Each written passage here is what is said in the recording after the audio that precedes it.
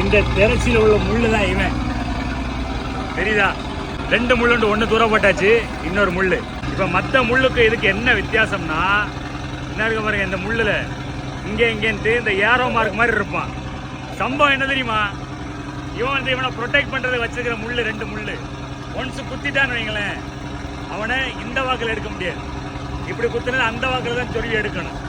இப்படி எடுத்தோன்னா எடுக்கலாம், ஆனால் பயங்கரமாக உள்ள சதையெல்லாம் கிழிச்சு எடுத்துட்டு வெளியே வருவான். ரொம்ப மரண பெயினை பார்க்க வேண்டியது இருக்கும். அவ்வளோ கொடூரமாக இருக்கும். உங்களுக்கு தெரியும்னு நினைக்கிறேன், டிஸ்கவரியில் வந்து முன்னாடி ஒருத்தர் வருவார், நிறையா அந்த விலங்குகள் எல்லாம் பற்றி போடுவாப்புல. அவர் எப்படி இறந்தாருன்னு உங்களுக்கு தெரியுமில்ல? தெரியல, இந்த திரைச்சி முள்ளு குத்தி தான் நேரம் இங்கே நெஞ்சில் வச்சு குத்தி இறந்து போனார். அந்த மாதிரி மோசமான முள்ளு.